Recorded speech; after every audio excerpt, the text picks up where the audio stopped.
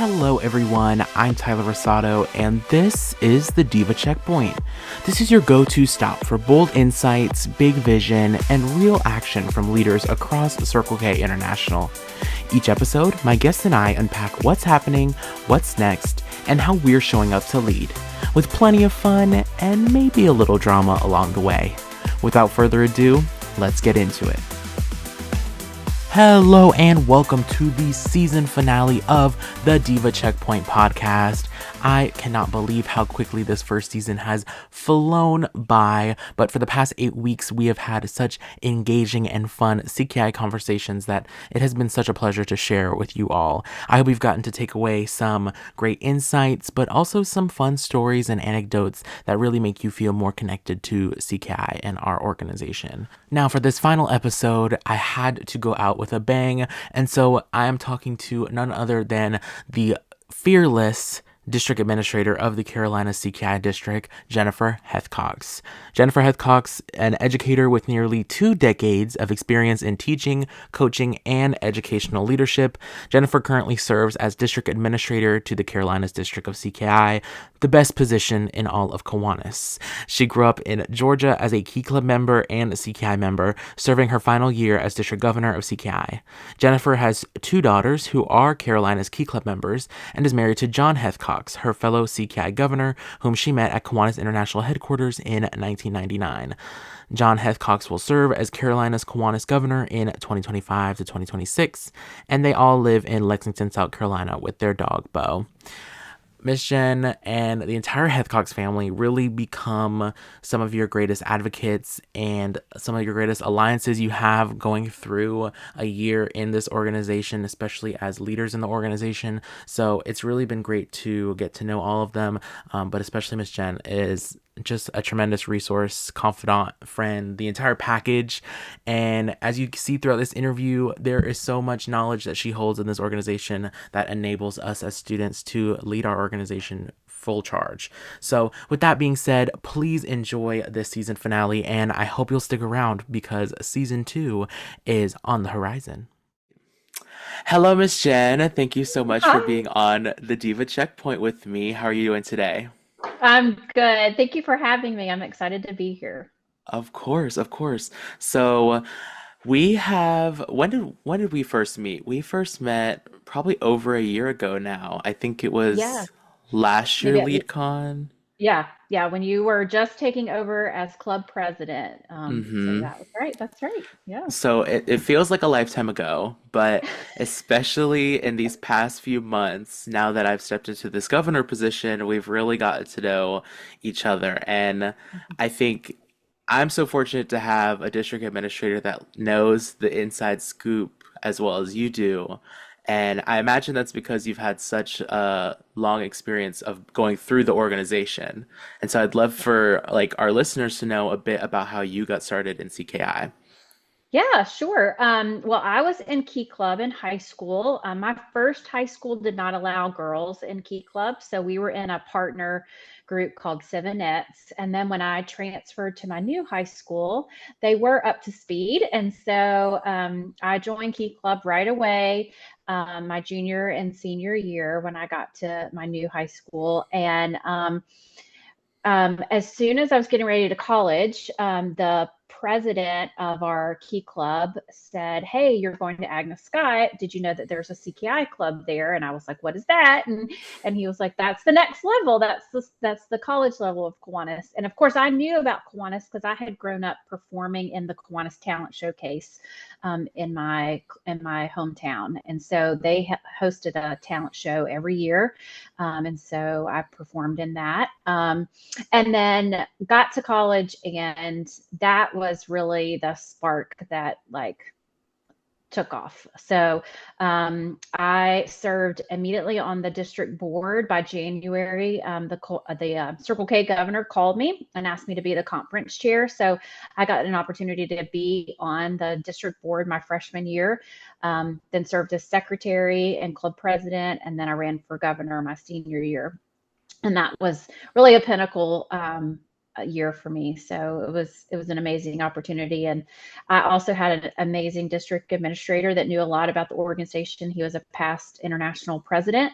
And so really instilled in me the love of CKI, but also understanding the bylaws and policies and how things worked. And so that really gave me a good structure and foundation. And so when I was asked to be a district administrator, I had kind of that foundational knowledge, and then just had to dive back in and get refamiliarized with what was going on in CKI. Yeah, and I mean, it's not every district is fortunate enough to have a district administrator that has served as a governor, which I think is so pivotal since like that's kind of your number one thing is assisting the Hmm. governor to make Right. things happen in the district. That's right. Um, so like when you're and so you're usually having a governor for a year long time. Hmm. So it might feel like a long time sometimes, but I imagine it also flies by. Does. Um, so how does managing kind of these like annual new relationships, how does having that experience as a, former CKI governor help you in this role? Yeah. Well, it's a lot of fun, and I think having had the opportunity now, I think you're my eighth governor, if that's right. I think so. It's a learning experience for sure, but we're really blessed here in the Carolinas that we have exceptional leaders, and all eight of my governors have been very different, but everyone has hit a pivotal moment for our district and has been the right choice at the right time. So I've been super lucky in having so many amazing people serve as governor and getting a chance to work alongside them. But it is so every year we're changing and building. But for some of the governors, I get to work with them for 4 years. So a lot of times they'll come in as freshmen, and I'll get to work with them. It is like saying goodbye to one of your children when they graduate and they move on. So it is an emotional time during that like February, April, March, that time frame when they're leaving, but the new ones are coming in. And so that at least like helps with kind of the emotional transformation between one to the other. But they become just part of my family, and I love them all dearly. And I think, the other part that helps a lot is that we have such a close relationship by working together. And then you all, as governors, come back year after year and train the new governor. And so having that bond there, not only for the old governors, and I get to see them, but also that network of support there for the new governor is also really helpful. And so that helps a lot too, just because I get to stay in touch with the old governors, and they play such a pivotal role in kind of maintaining that longstanding just forward momentum that we have here in the Carolinas. Yeah, and that was something, I mean, going into the governorship, like there were a lot of parts of it that I was aware of, but then there were parts of it that I was like, I don't really know what I'm expecting. And Mm-hmm. I think hearing that like former governors were going to come back, I was kind of like, what does that mean? I was like, maybe one or two. Like, I wasn't expecting that such a long lineage of governors had still remained in such good contact and like Mm-hmm. keep coming back to kind of pour into myself and then, the future governors ahead of me, like, it just was such a tremendous kind of experience. Yeah. And so, kind of on the same vein of like family in this organization, you also have two daughters that are in Key Club. So they're in Orlando right now, correct? Yeah, yeah, yeah. I haven't gotten as many pictures as I would like right now, but yes, they're there. They're having a great time. Key Club convention kicks off tomorrow, so they're doing Universal yesterday and today. So they'll start with the business tomorrow, and then they'll have 2 more days at Disney. So, yeah, a long lineage of Kiwanis family.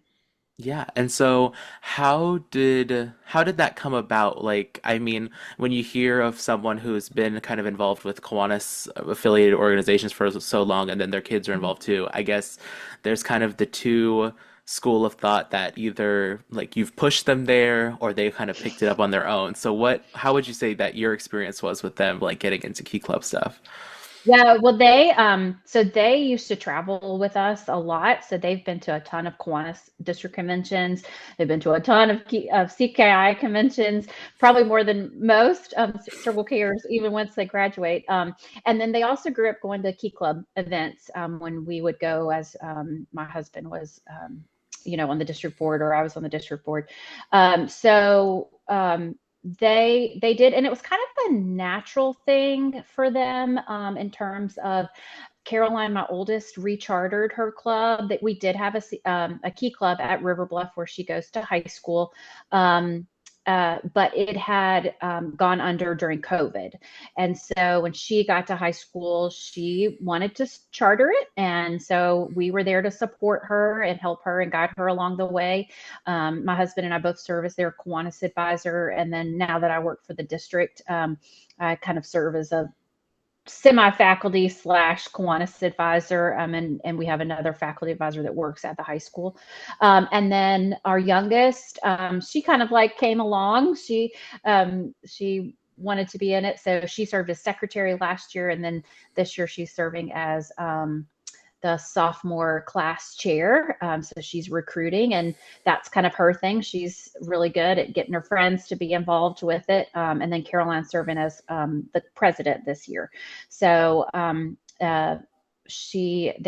they have done it. We have encouraged them, but we haven't really like forced them into it. But they understand, and they love international convention. They had said Caroline, this will be her third convention, international convention that she's attended. So she loves it. And then so I'm hoping that our youngest, who has just finished her first year in high school, will love it as much and just continue on maybe in college. We'll see. Yeah, yeah. Well, I mean, hearing like recruiting skills, I mean, that immediately sets my ears off of like, Yeah. well, Yeah. when can she join CKI? Um, but yeah, I think, so when we had our, you know, a governor kind of reunion at the Mm-hmm. Carolinas Key Club District Convention, um, that was my first time going to the Carolinas Key Club convention. Technically, even though I did Key Club all 4 years in high school, Yeah. and it's such a weird kind of like thing where we have some Key clubs that are very Mm-hmm. strong. Like my Key club in high school was very strong, had like a couple hundred members, but that was just like one thing we never did was get involved at the district Mm-hmm. level. So I imagine that having the connections into it kind of helps pull them and keeps them coming back into the Mm-hmm. international conventions and district conventions, which I think has been my kind of highlight of doing CKI is that now I do go to conventions. I'm not kind of dependent on the entire club wanting to go. I kind of have a bit Right. more agency to say like, well, we're gonna take some people and we're gonna go. So Mm-hmm. let's That's right. figure it out.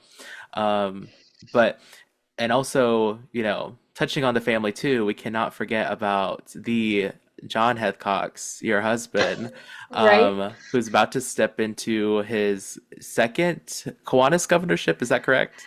Yeah. He got cut short because of COVID. So he was the 2019, 2020 Kiwanis governor. So only got to do about half of his year. And there was a vacancy. Unfortunately, the candidate that was stepping into the governor-elect role at the time had some health issues and had to step back.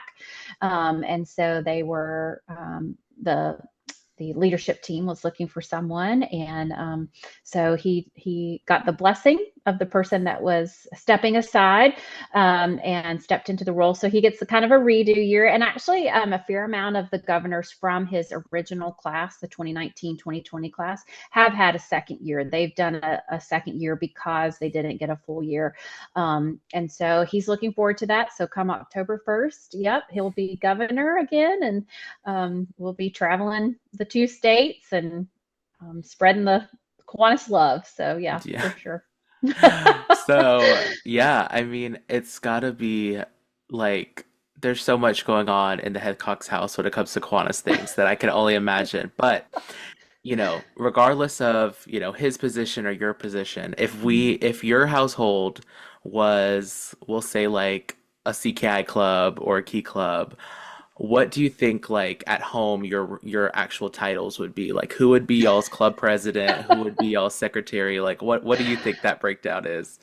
Oh, I'm sure he would put himself as the club president, the kind of like facilitator. He's very good at delegating, and I'm the doer and shaker, so I'd probably be the event slash secretary person. I but I don't know. I mean, yeah, that's probably right. Lillian would be our recruiter. She can befriend anybody. And Caroline's very focused and organized.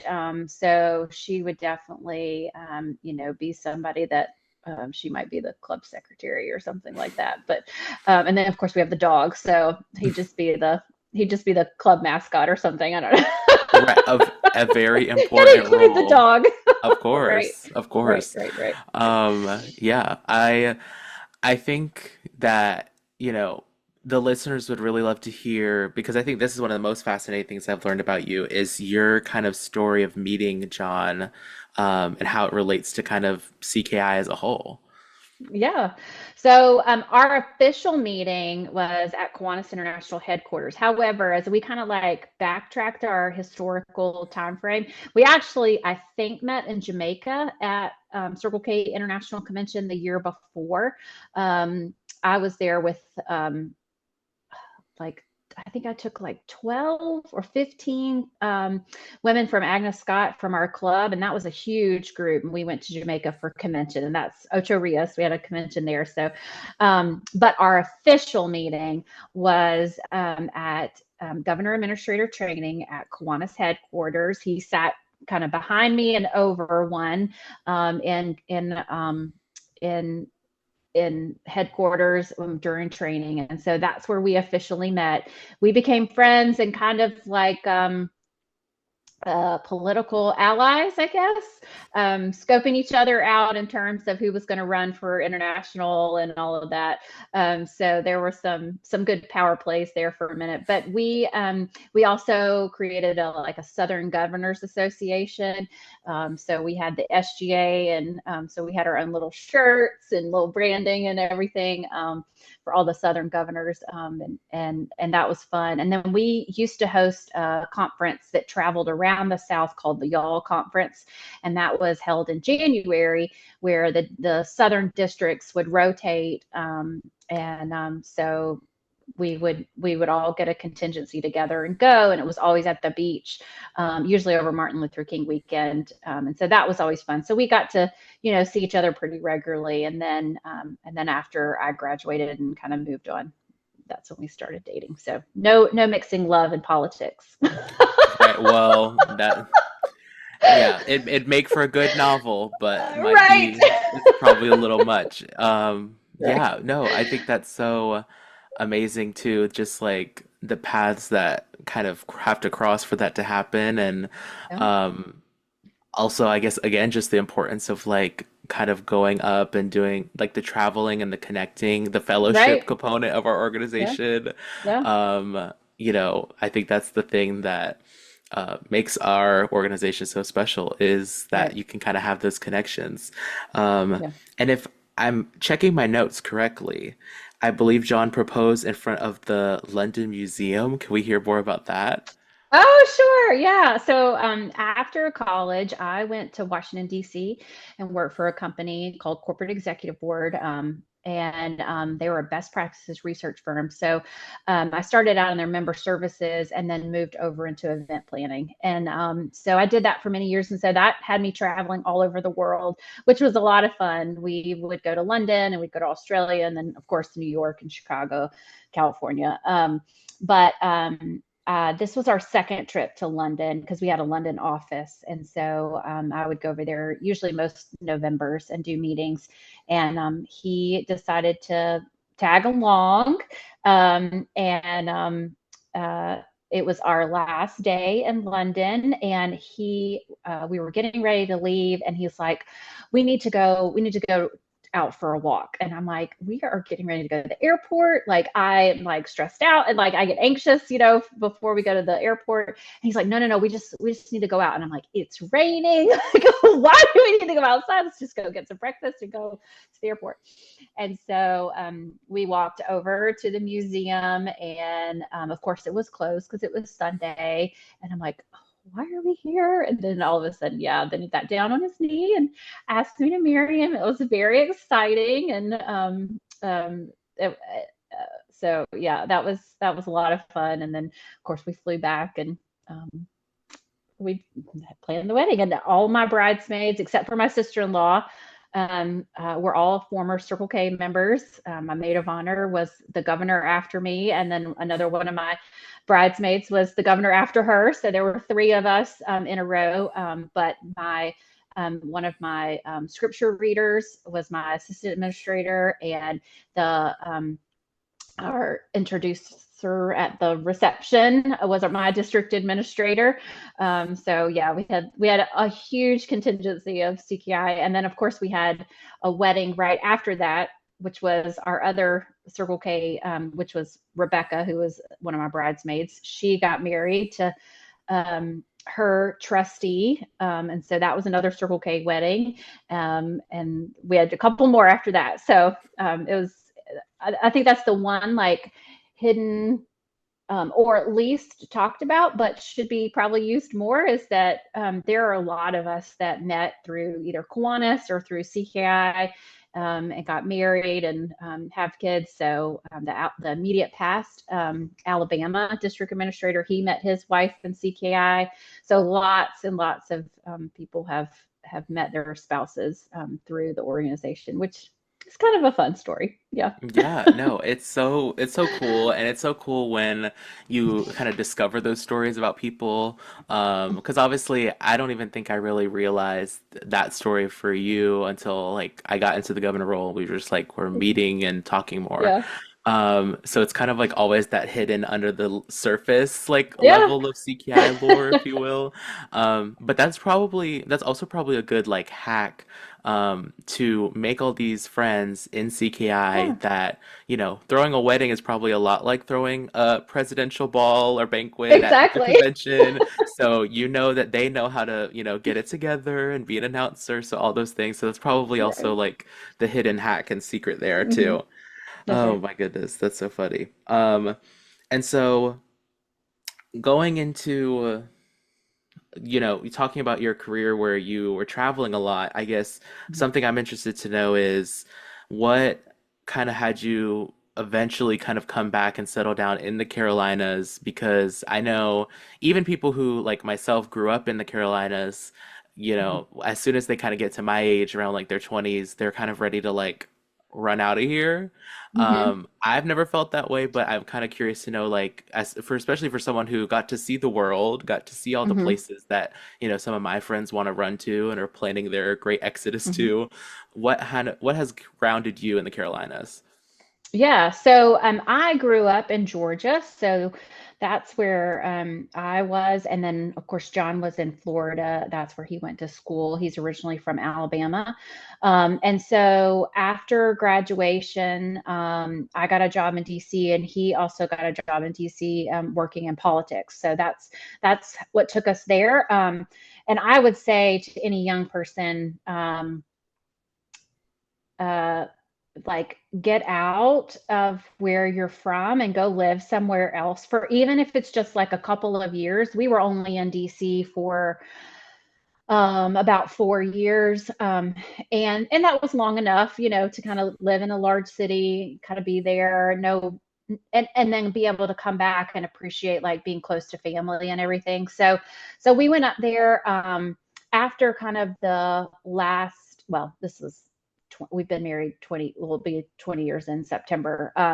So during that time, uh, he decided to kind of get out of politics, and there was an opportunity for him to move to Columbia, South Carolina, um, and to begin work in market research with an insurance company. And so that's what brought us back here. I wanted to be closer to my family, who was in Georgia at the time, and his family had just moved to Columbia. So we knew that once we got married, we would start having kids and start a family. And I wanted my parents to be close by. So, and plus it was just cheaper to be in the South. Housing up there was so expensive. And so we had a great time up there, and then just moved down here. And I worked in advertising and sales for a little bit, but then decided that through all of my work, whether it was member services or event planning or even in sales, I was constantly teaching, and I was teaching like new people to do things within the job, or I was writing like education programs for new employees or doing those kind of things, which is probably some of the stuff that I learned in CKI, like how to organize those things and how to pass on the knowledge. And so that's when I decided to go back to school. And so we've been in Columbia area, since we got married in 2005. So yeah, that's how we got here. And then my parents Yeah. live here now, not far down the street. After they retired, they wanted to be close. So they built a house nearby, and his parents live about 30, 45 minutes north of us. So we're all here so that the grandkids can have their grandparents nearby. Yeah. And, you know, shifting gears a little to the career Mhm. aspect of it as well, touching on those skills from Mhm. CKI kind of leading into career stuff. Mhm. I think it was Governor Maddie right before me who was telling me about how, oh, Tyler will work so well with Jen because they're both kind of geared to education stuff, which I Yeah. think has rang true. Maybe sometimes even too much. We might be too similar sometimes. Someone probably has to come save us. Separate us. Right. Yeah, we're probably a little Right. too like we're like probably like two car batteries get a little hot in the room if you're not careful. Right. But I think that I had the similar experience. I don't know if I've ever even gone on the record to say this, but like the reason I was always like, my grandmother was an educator, so I've Mhm. always had that in the back of my mind. But, as many people who are in education will say, there's always like people who genuinely have the best like intentions for you, but we'll Mhm. see like, they'll be like, "Oh, you're so smart, you should be a doctor," or "Oh, you're so this, you should be a lawyer." And it's like, "Well, why don't you say, "Oh, because I'm so this and that, I should be a teacher because we need good Mhm. teachers." Mhm. But it was that specific my key club advisor who it was during COVID where everyone was kind of like, okay, well, how do we do service when we can't hang out or talk to each other? Mhm. And I was like, well, I'm going to throw this poetry slam and we're going to do it on Zoom and people are going to pay their $5. We'll donate all the money to the Boys and Girls Club. Mhm. And it was my advisor who was like, I have no earthly clue how this is gonna go. I don't know how to really do this at all, but I'm gonna make it happen Mhm. because, I want to pour into you.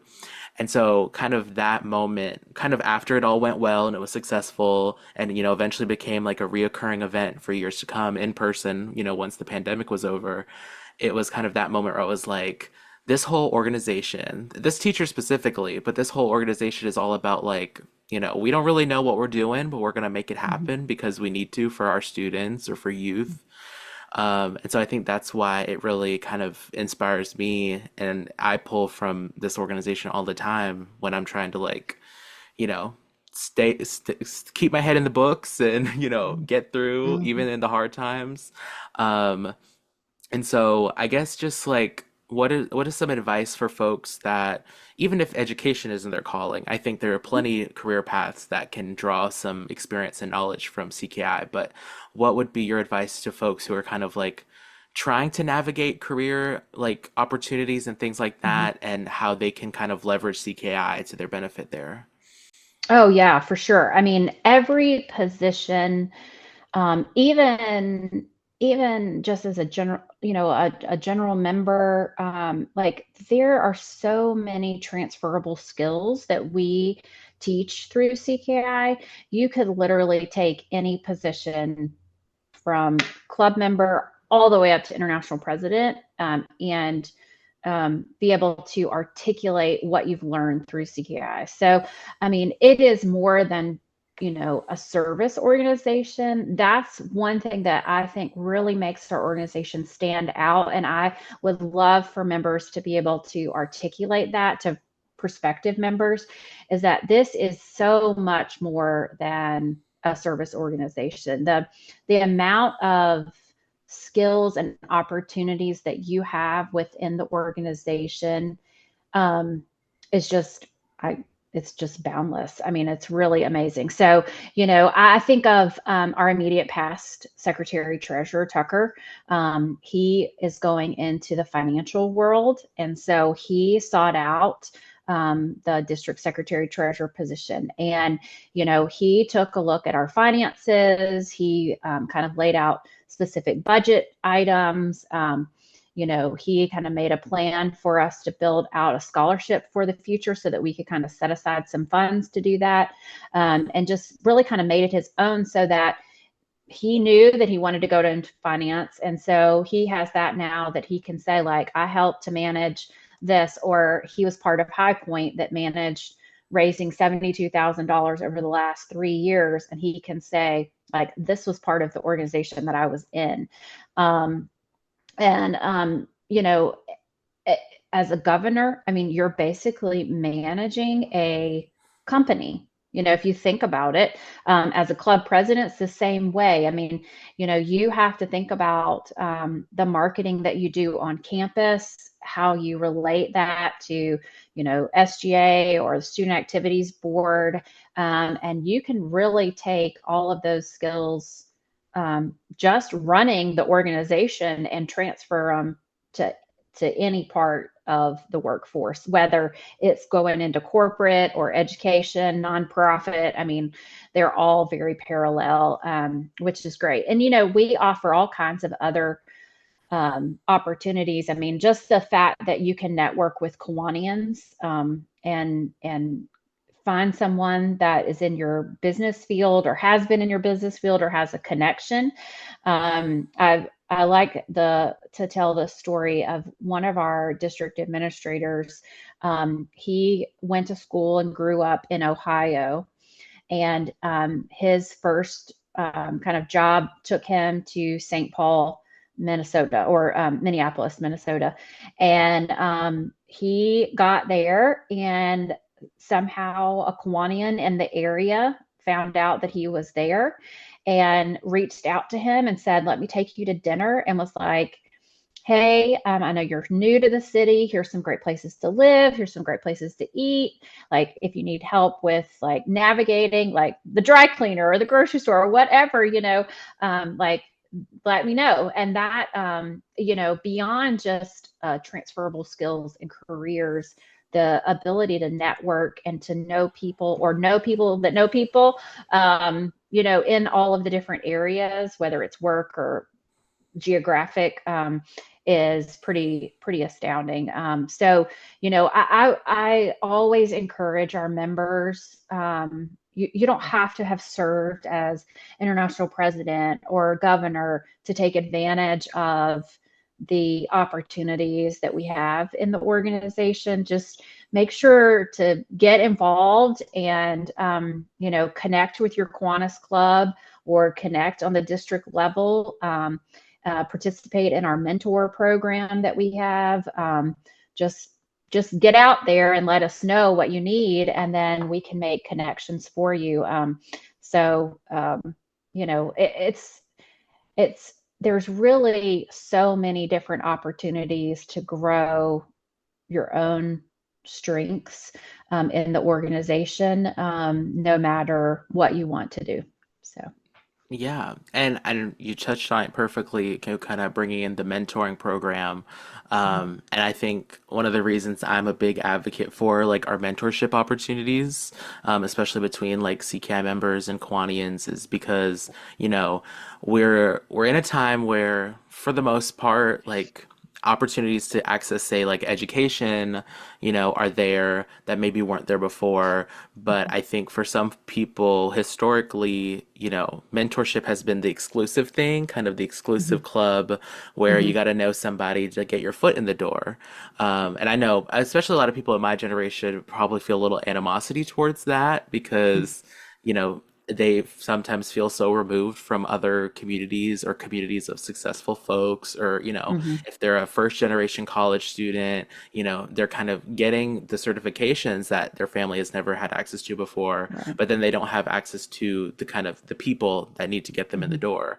And so I think what's cool is that, we as an organization are open and welcoming to everyone, and that includes the opportunities to find these mentors in whatever industry, whatever business you're looking at. And so I guess just to touch a little more on our mentorship program, how has that kind of come about, and how can either CKI members or Kwanians get more involved? Yeah. So we've always had kind of a natural mentor program. A lot of our advisors will see students and kind of, see a spark in them and kind of build that relationship. I think of Curtis and Andrew, who just have this great relationship. And Curtis is kind of like, a family member to Andrew, checks in on him, sends him birthday cards, like that kind of stuff. I think about Miss Joan and all of her High Point students and how she bakes cookies for them. And she's, attended International Convention this year because of them and wanting to be there to support them. And you know, those are kind of those natural opportunities when we have Kiwanians get involved with our CKI clubs. Then we had been working on kind of trying to figure out a structure to do a more formal one, so that if you do have a Kiwanis club that doesn't sponsor a CKI club, like how do they get involved with our Circle K members and mentor? Because we have so many different professionals within the Kiwanis organization here in the Carolinas that, we'd be remiss not to try to make these partnerships, whether they're retired or currently working. And so this year we launched our like a formal mentor program. We had 9 Kiwanians sign up and 6 CKI members. We will likely open it back up in the fall once we get some new students, just to kind of give some additional opportunities to maybe freshmen that are coming in or people that missed the deadline last year or what have you. It's not a super structured mentor program in the sense that like we're like, well, you have to do this, you have to do this. We have encouraged them to at least have one check-in a month. And actually, a mentor and a mentee were at International Convention this past week. And so they got to meet up and kind of hang out and do some things. So that was a great opportunity. But, we just encourage them to kind of make those connections. The mentor ship lasts about a year.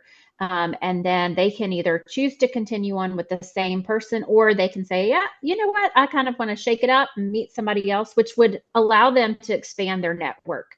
So, I think that will be a good opportunity. So we plan to kind of do that each kind of March, April timeframe as people are graduating and a new Circle K year is starting, is to roll it out in terms of that. But um,